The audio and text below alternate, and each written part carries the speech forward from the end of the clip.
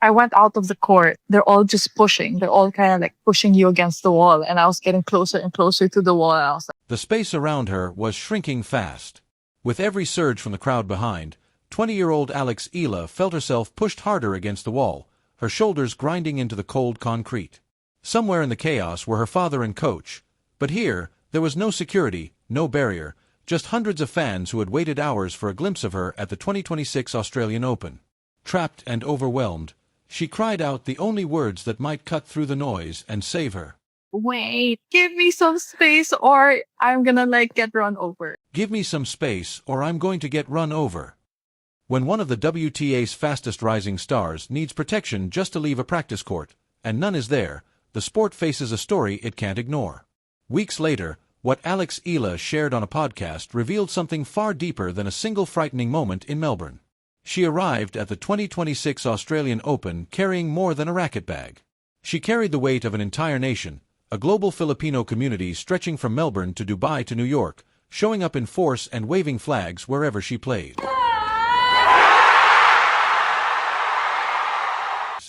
At the time, her ranking kept her outside the circle of players who receive full security detail and elevated protocols. To the fans, she was already a superstar. To the system, she was just another competitor.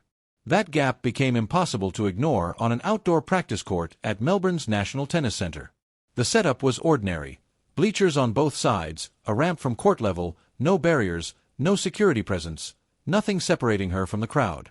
She wrapped up her session, packed her gear, and moved toward the exit. What met her wasn't an orderly line. It was a wave.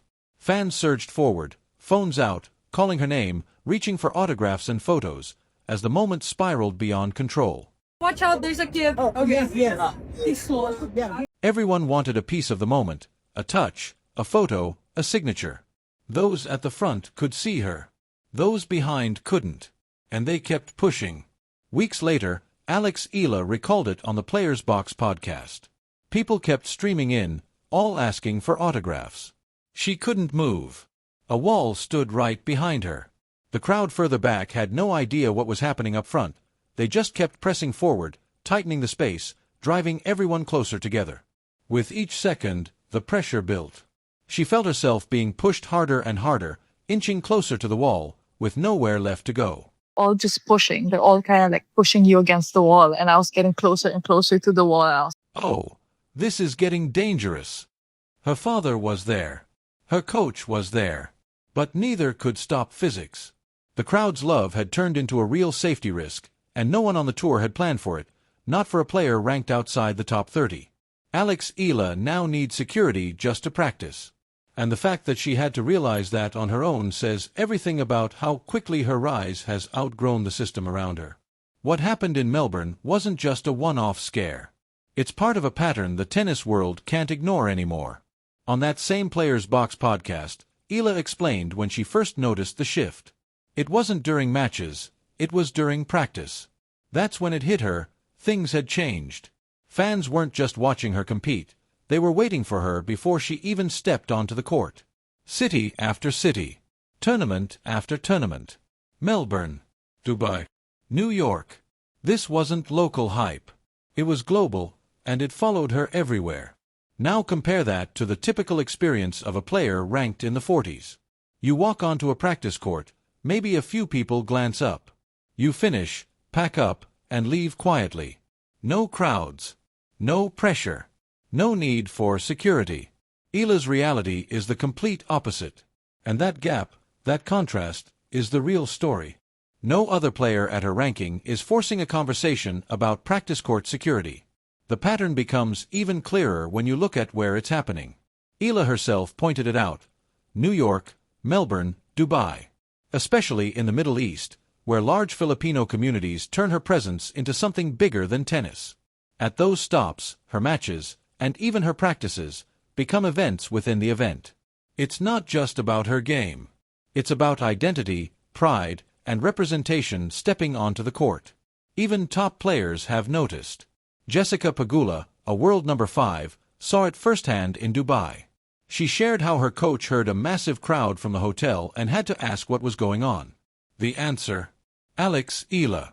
It's always Alex Eala. And through it all, the crushing crowds, the noise echoing beyond stadium walls, the moment she was pinned against that concrete barrier, her instinct hasn't been to pull away.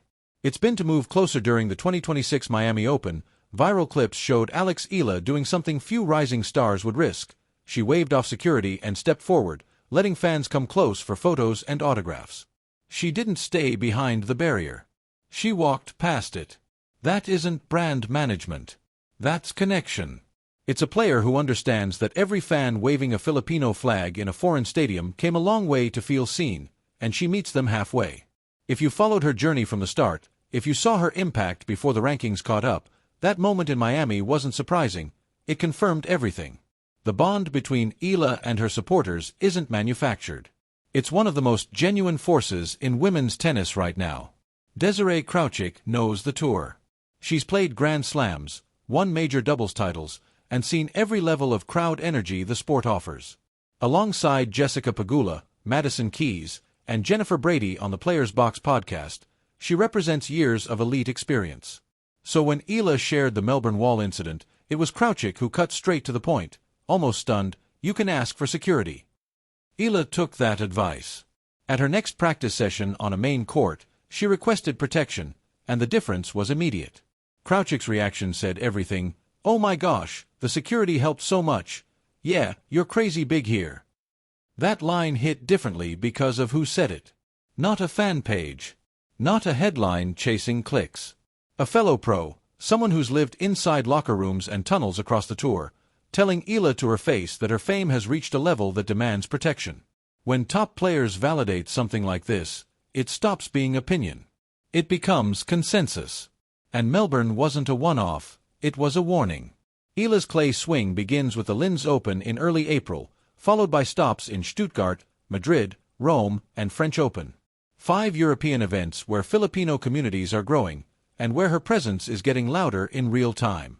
At every stop, the same question now follows her. Is the system ready for the demand she creates? For years, the WTA has talked about expanding into new markets. Eala is doing it organically, not through campaigns or corporate pushes, but through a global fanbase that shows up, fills seats, and creates noise loud enough to reach hotel windows. She isn't just part of the tour's future. She's forcing it to catch up. Tournament directors from Indian Wells to Dubai have already seen the effect of Alex Eala on the schedule. The crowds grow. The energy shifts. The entire atmosphere changes. As of late March, her ranking sits around number 45. That number may rise or fall, as it often does for a 20-year-old navigating her first full seasons at this level. But one thing doesn't fluctuate: the size of the crowd waiting for her at practice. That demand is locked in. It grows with every tournament, every viral moment, every flag waved in a foreign stadium by someone who traveled halfway across the world just to see her.